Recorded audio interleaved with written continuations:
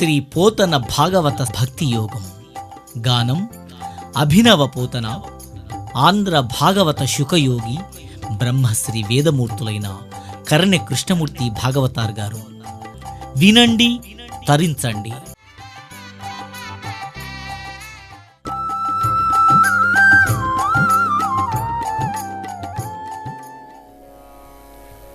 ఓం నమస్తుతే వ్యాసవిశాలబుద్ధే పుల్లారవిందాయతపత్రనేత్ర ఏన త్వయా భారతతైలపూర్ణవ్రజాలితో. భాగవతాన్ని అధ్యయనం చేసినాడు శుకదేవుల వారు. మరాయా వ్యాసుడు రాశాడు, శుకదేవుడు వినిపించాడు. మరి ఎవరైనా విని తరించిపోయినారా? అయ్యా విని తరించిపోయినారు. అర్జునుడు కుమారుడైన అభిమన్యునికి ఉత్తరాగర్భంలో జన్మించినటువంటి ఒక పరీక్షిత్ మహారాజు ఈ భాగవతాన్ని విన్నాడయ్యా. చాలా గొప్పవాడు ఆ పరీక్షిత్ మహారాజు. పరమ పుణ్యాత్ముడు, కృష్ణ పరమాత్ముని కృపకు పాత్రుడై తల్లి కడుపులో అశ్వత్థామ వేసినటువంటి యొక్క బ్రహ్మశిరోనామక అస్త్రాన్ని కూడా జయించి విష్ణుమూర్తి కృపకు పాత్రుడైనాడు ఆ యొక్క మహానుభావుడు. అటువంటి పరీక్షిత్తు మహారాజు ఈ భాగవతాన్ని విన్నాడయ్యా. పాండవ మహాప్రస్థానం అయిపోయిన తర్వాత 56 రోజులు భీష్ముడు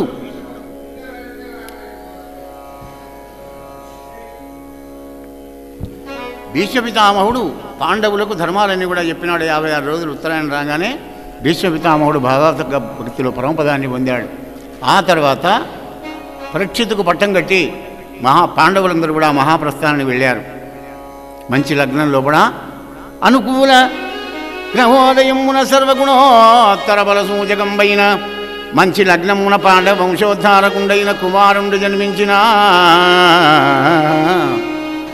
అప్పుడు ధర్మరంధనుండు సస్య ప్రీతమానా రాజా విప్రై ధౌమ్యకృపాదిభి పురోహితుడైన కులగురు అయిన ధౌమ్యుల వారిని కృపాచార్యుని పిలిపించి బ్రాహ్మణులు పిలిపించి, అయ్యా మా పిల్లవాడు ఎలా ఉంటాడో చెప్పండి అన్నాడు. జాతకుండలు వేశారు అస్ట్రాలజీ ప్రకారంగా, జ్యోతిష్శాస్త్ర ప్రకారంగా. అయ్యా నీ కొడుకు సమదృష్టి లోపల చాలా గొప్పవాడు, బ్రహ్మదేవునిలాగా. మనస్సులో భోళాశంకరుడు, సద్గుణాల్లో విష్ణుమూర్తి, రాజ్య పరిపాలనలో రామచంద్రుడు, ధైర్యం లోపల శివచక్రవర్తి, దానం లోపల బలిచక్రవర్తి.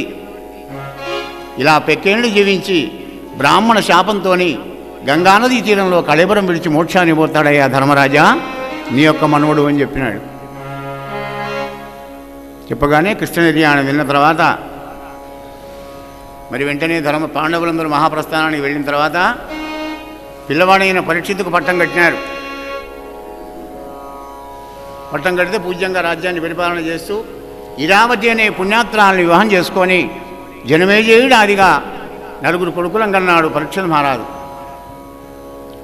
3 అశ్వమేధ యాగాలు చేసినాడు. భారతదేశమంతా దిగ్విజయం చేశాడు. ఒక్కనాడు వేట కోసం పోయి శమిక మహర్షి యొక్క ఆశ్రమంలోకి వెళ్ళి పాపం అక్కడ దాహం వేస్తే మంచినీళ్ళు అంటే సమాధిలో ఉన్న మహానుభావుడు పలకలే. కోపం వచ్చి కలి ఆవేశమయ్యి చచ్చిన పామును ఆ మహానుభావుని మెళ్ళో వేశాడనమాట. వేయంగానే ఆయన కొడుకైనటువంటి ఒక శృంగి శాపం పెట్టాడు. ఏ పామును, చచ్చిన పామును మా తండ్రి మెళ్ళో వేశావో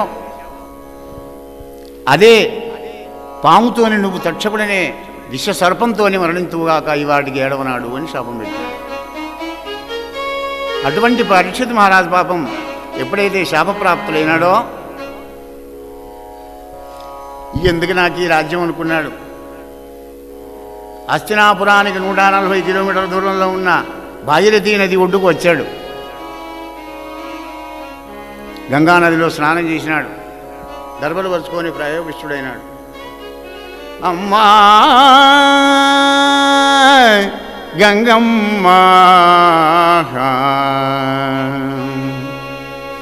అమ్మా నిన్ను చూచిన నరు బొమ్మాయని ముక్తి కడకు బుత్తువట కృపన్ లెమ్మా నీ రూపముతో రమ్మా నాకెదుర గంగ రమ్యతరంగా గంగా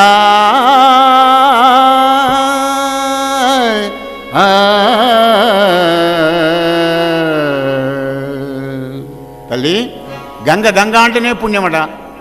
మరి నీ నీళ్ళలో స్నానం చేశా, ఆచమనం చేశా, నీ ఒడుగు పడుకున్నాను ఇక్కడే. మూడు లోకాల్లో ఉన్న బ్రహ్మ ఋషులు, రాజఋషులు, దేవఋషులు అందరూ ఎక్కడికి వచ్చారు. అయ్యా, ఓపిక లేక చచ్చిన పామును మెళ్ళో వేసిన కుచితుణ్ణి, మహాపాపాత్ముణ్ణి, నా పాపం ఎలా పోతుందో 7 రోజులే బతుకుతానట మహానుభావులారా, నా పాపం భాష ఉపాయం చెప్పండి అన్నాడు.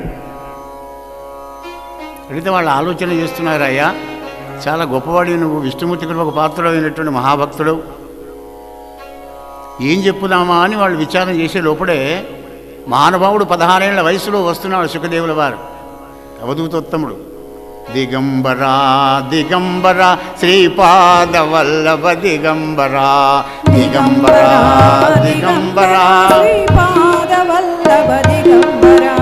దిగంబరా దిగంబరా శ్రీపాదవల్లభ దిగంబరా దిగంబరా దిగంబరా శ్రీపాదవల్లభ దిగంబరా దిగంబరా దిగంబరా శ్రీపాదవల్లభ దిగంబరా దిగంబరా దిగంబరా శ్రీపాదవల్లభ దిగంబరా శ్రీపాదవల్లభ దిగంబరా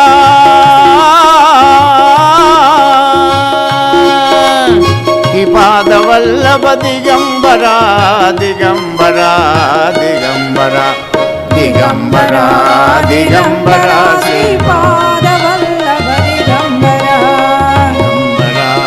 దిగంబరా శ్రీపాదవల్లభ దిగంబరా అవధూత చింతన శ్రీ గురుదేవదత్త.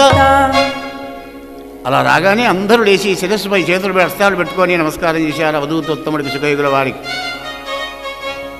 అందరూ నమస్కారం చేస్తే మన పరీక్షిత్ ఏం చేశాడు మరి చూడండి.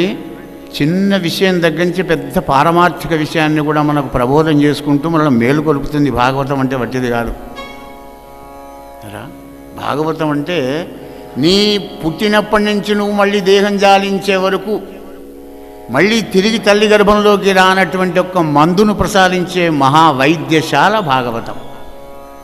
నీకు ఏది కావాలంటే దాన్ని ప్రసాదిస్తుంది. అది పెద్ద అంగడి.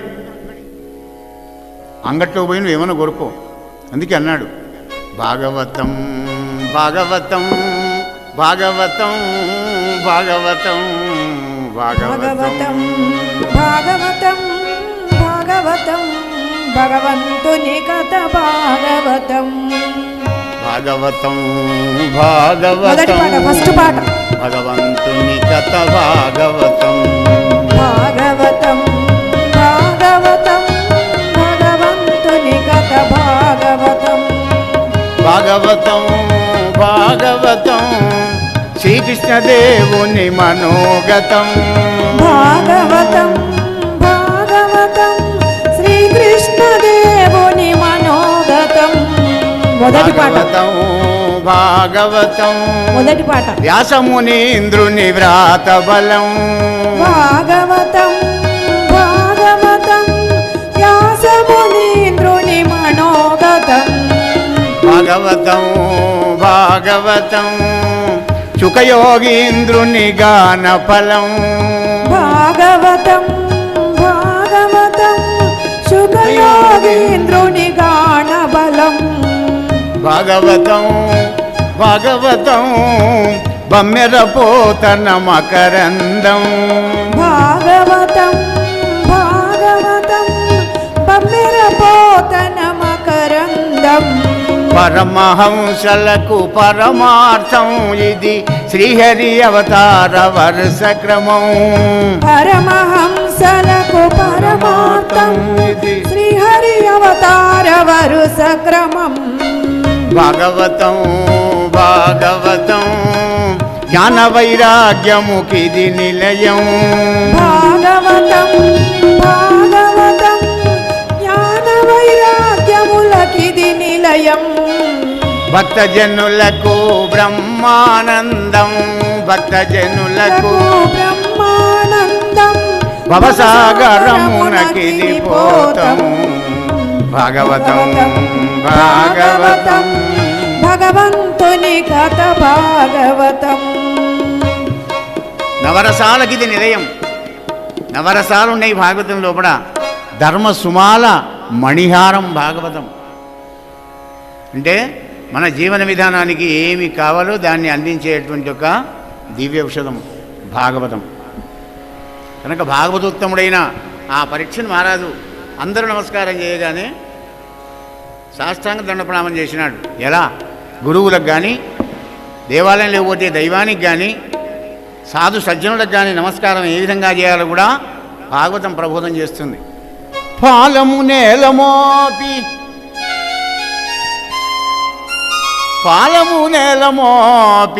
భయభక్తులతోడ నమస్కరించి భూపాలకులోత్తముండు కరపద్మములను ముకిళించి నేడు నా పాలిటి భాగ్యమెట్టిదియో పావనమూర్తివి పుణ్యకీర్తివి ఈ వేళకు నీవు వచ్చిదివి వివేక విభూషణ దివ్య భాషణ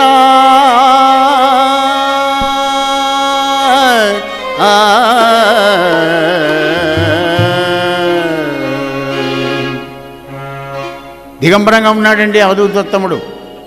ఆయన విభూషణం అంటున్నాడు పరీక్షిత్ మహారాజు. ఏమిటి విభూషణం?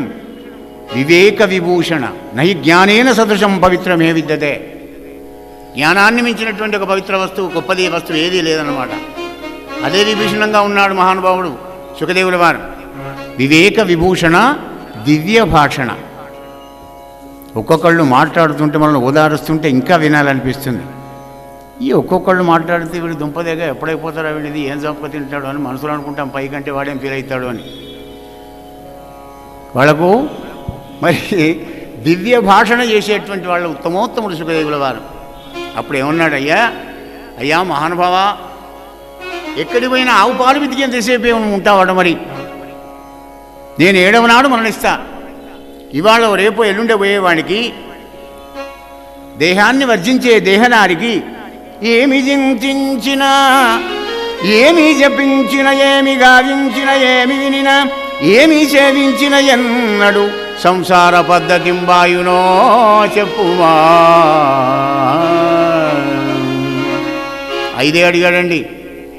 ఏం చింతించాలి, ఏ కర్మ చేయాలి, ఏ జపం చేయాలి, దేనికి మొక్కాలి, నేను ఎలా జీవించాలి? 5. ఎక్కువ మంది ఉండుమనే అధికారం నాకు లేదు. ఎక్కడి పోయినా గోవు పాలు వెతికేసి చెప్పే ఉంటావాట మహానుభావ అని తన బాధను చెప్పుకున్నాడు సుఖదేవుల వారికి. చూడండి ఎంత పుణ్యాత్ముడు పరీక్షిత్ మహారాజు. పిలిచాడు ఆయన రమ్మని.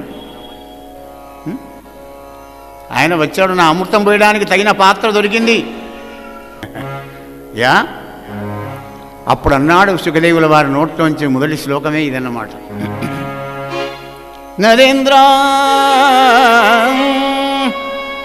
వరియాం యేషతే ప్రశ్న కృతో లోకహితం నృపా ఆత్మవిసమ్మతః పుంసాం శ్రోతవ్యాదిషు యః పరః. రాజా, వరియాన్ అందరూ మెచ్చుకునేటువంటి ప్రశ్న వేశావు. లోక కళ్యాణం కొరకై వేసిన ప్రశ్న వేశావు. సమాజానికి హితవలిగేటువంటి ఒక ప్రశ్న వేశావు నాయన.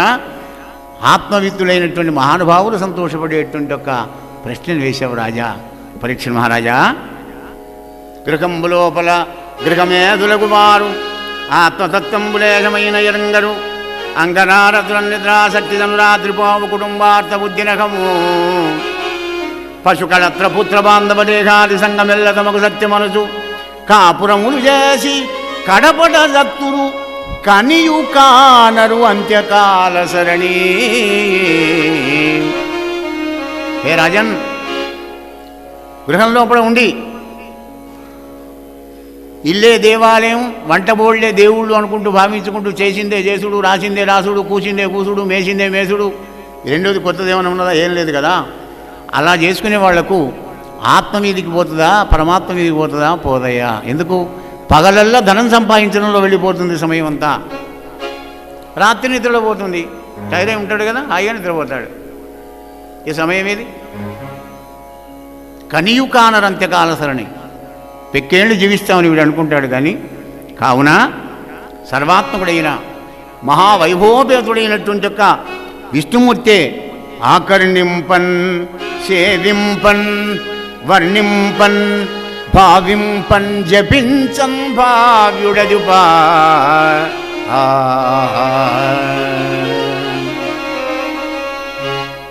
భగవంతుని కర్మలు చేయి, భగవంతుని నామాన్ని జపం చేయి, భగవంతుని యొక్క రూపాన్ని ధ్యానం చేసుకుంటూ ఉండు, భగవద్ కర్మలు చేయి, భగవద్భక్తులతో సాంగత్యం చేస్తూ ఉండు. హే రాజా, అనేక యోగాలు అనేక మార్గాలు ఉన్నాయి. నువ్వు ఏ మార్గంలోనైనా సాధన చేసుకో, ఏ దైవాన్ని ఆరాధించు. ఏకంసాత్ విప్రా బహుదా వదంతి మహారాజా. కానీ అంత్యకాలమందు హరిచింత చేయుట,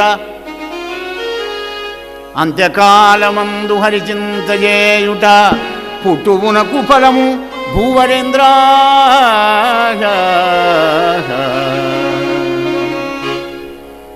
ప్రయాణకాలం ఎప్పుడో మనకి ఏం తెలుసు చెప్పండి? ఏ దైవాన్నైనా పట్టుకో. ప్రయాణకాలం లోపల మనం అయ్యా సూట్ కేసు సర్దుకొని వస్తా, ఆగవయ్యా యమధర్మరాజా అంటే ఆయన ఆగడు. నా పెద్ద కొడుకు ఫారెన్ పోయినాడు, వాడు రాలేదు, వాడు వచ్చాక ఎల్లుండి వస్తానయ్యా అంటే వినేవాడు కాదు ఆయన. మరి అప్పుడు ఏమక్కడి వస్తుంది? నీ ఏ యుక్తులు అక్కడ రావు.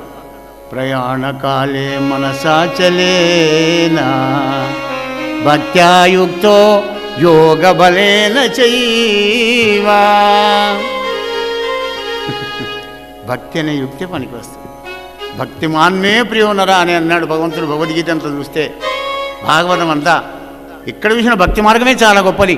బ్రహ్మదేవుడు కూడా వేదాలు పరమాలు చదివి కూడా భగవద్ దర్శనం కాకుంటే తప తప అని చెప్పినాడు పరమాత్మ నారాయణమూర్తి. పద్మంలో కూర్చొని ఓంకార ప్రణవాన్ని భక్తితో ధ్యానం చేసినాడు. అప్పుడు ప్రసన్నుడైనాడు విష్ణుమూర్తి. అన్ని భావాల్లోకి భక్తి భావనే, భక్తి మార్గమే చాలా గొప్పది. అప్పుడు ధారణ అనే విద్యను ఉపదేశం చేసినాడు. ఎవరికి? పరీక్షిత్ మహారాజు. ధారణ అనే విద్య గురువు గారు చెప్తాడనమాట. అంటే గురువు చెప్పే తత్వజ్ఞానాన్ని గ్రహింపగలిగేటువంటి ఒక శక్తి దేన్ని ఆనుకొని ఉంటుంది అంటే పంచవాయువులను ఆనుకొని ఉంటుంది. ప్రాణాపాన వ్యానోదాన సమాన.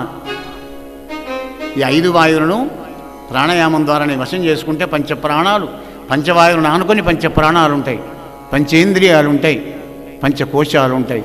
అందుకే పాంచభౌతిక కాయం అన్నారు దీన్ని. చెప్పి హే రాజా ఒక్క మాట చెప్తున్నాడు వినమన్నాడు. హరిమయము విశ్వమంతయు హరి విశ్వమయుండుగాన సంశయము పనిలేదు. ఆ హరిమయముగాని ద్రవ్యము పరమాణువు లేదు. వంశపావన వింటే హరిమయము విశ్వమంతయు.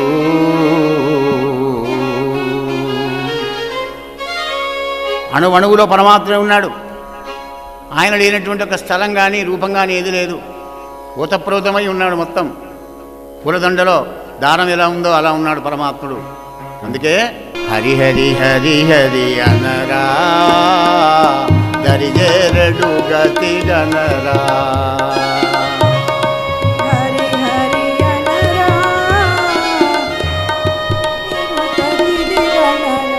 హరి అనరా దరిజేరడు గతి గనరా. నరుడా హరి హరి హరి హరి అనరా దరిజేరడు గతి గణరా. కరివరదుడు కరుణామయుడి తడని, కరివరదుడు కరుణామయుడి తడని కరములెత్తి నమస్కారములను చును. హరి హరి హరి హరి అనరా దరిజేరెడి గతి గణరా. సంసారం బని సతియని సుతులని, సంసారం బని సతియని సుతులని, సంసారం బని సతియని సుతులని సంసారిని మది మరువకురా. సంసారం బని సతియని సుతులని కంసారిని మది మరువకురా. హంస స్వరూపీ హంస స్వరూపీ సోహం అని, హంస స్వరూపీ సోహం అని దేహమందు వసించెనురా హరి హరి హరి హరి అనరా దరిజేరెడు గతి గనరా. ఎన్ని బాధలున్నా కానీ హరినామస్మరణాన్ని ఒక్కసారి అన్నామంటే మనసులో తాపత్రయాలను కూడా దూరం అయిపోతావయ్యా పరీక్ష మహారాజా. రాజా బాధపడకు, రక్షకులు లేని వారల, హే రాజన్, రక్షకులు లేని వారల రక్షించుట కొరకు చక్రిరాజయుండన్, రక్షింపు మనుచు ఒక నరునక్షము ప్రార్థింపనేల ఆత్మజ్ఞునకు నరేంద్ర. అయ్యా నాకు ఈ కష్టాలు వచ్చాయి, నా బిడ్డ పెళ్లి చేయాలని దండం పెడితే 10,000 ఇవ్వయా. నువ్వు 10,000 అడిగితే వాడు 15,000 ఇచ్చినా కానీ బిడ్డ పెళ్లి కాదనా ఆయన. కనుక ఆ భగవంతుడిని ఆరాధన చేసుకో, ఆయన నీ పట్టినంత ఇస్తాడు. ఒక బ్రాహ్మడు, బీద బ్రాహ్మడు పాపం నాలాంటి వాడే, ఆయనకు 4-5 బిడ్డలు.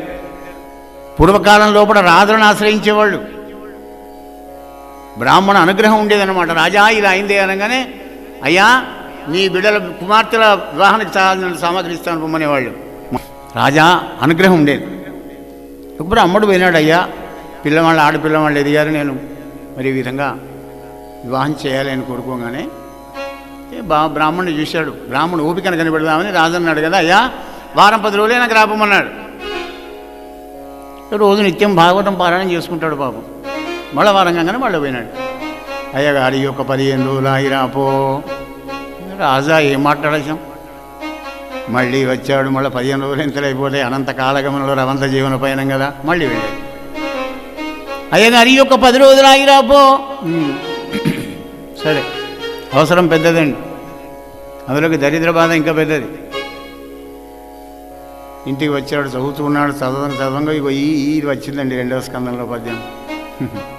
రక్షకులు లేని వారల రక్షించుట కొరకు చక్రి రాజయ్యుండను, రక్షింపు మనచు ఒక నరు నక్షము ప్రార్థింపనేలాత్మజ్ఞునకు. పరంధామ శ్రీహరి కృష్ణ రామచంద్ర, ఇన్నాళ్ళు ఎందుకు పోయినా నేను ఈ రాజుల దగ్గరికి అని అనుకొని ఇక పోలే. 10 రోజులు రమ్మంటే 10 రోజులైంది, 15 రోజులైంది, 20 రోజులైంది, పోలే. రాజు చూశాడు, అరే 3 సార్లు వాపసు వెళ్ళకూడదు పాపం బ్రాహ్మణ్ణి, ఇంకా రాలేదు కదా ఎట్లాగని చెప్పి బట్టలను పంపించాడు బ్రాహ్మణ అయ్యగారింటికి. అయ్యగారు రాజు రమ్మంటున్నాడు.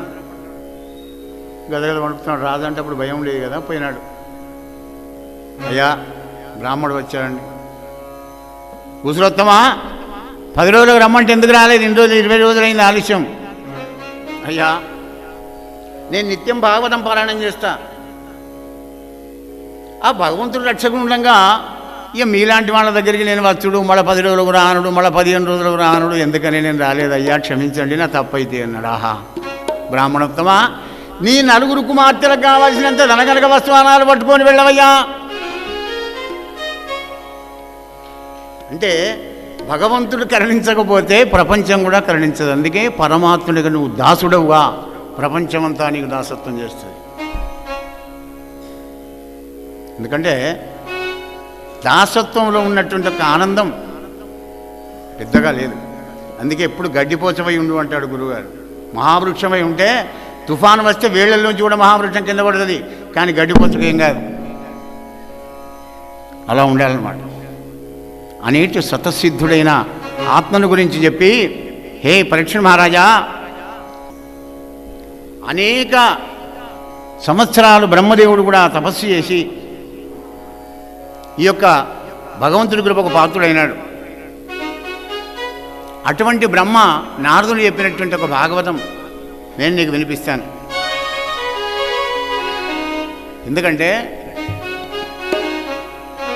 నారద మహర్షి ఏమని ప్రశ్న అడిగాడంటే, పితామహ నువ్వే రాజు అనుకుంటున్నాను ఈ లోకాలకు, మరి ఇంకా నీకంటే పెద్దవాడు ఎవడన్నా ఉన్నాడా, నువ్వే ఈ జగజ్జాలం అంతా నడుపుతున్నావా, నాకు సందేహం వచ్చింది చెప్పమన్నాడు.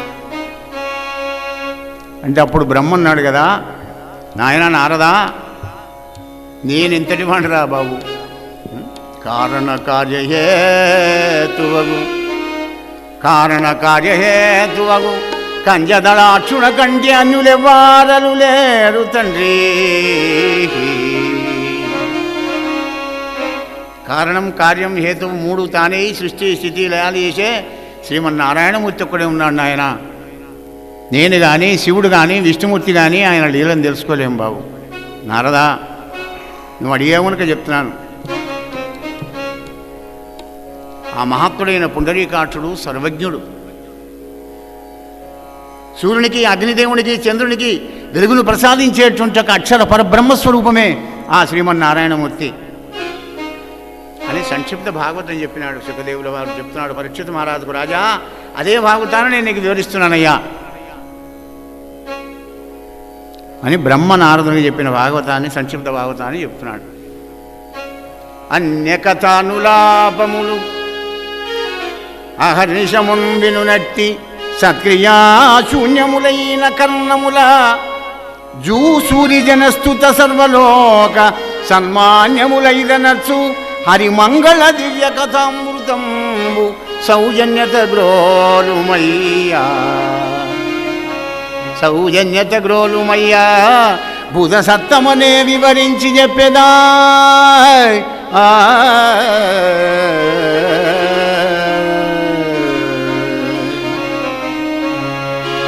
వివిధ దుర్భాషలు విని విని విని తుప్పు పట్టిపోయినటువంటి నీ కర్ణేంద్రియాలకు మంగళప్రదుడైనటువంటి ఒక మాధవుని యొక్క దివ్యనామ సంకీర్తన వినిపిస్తానయ్యా. నారదా నేను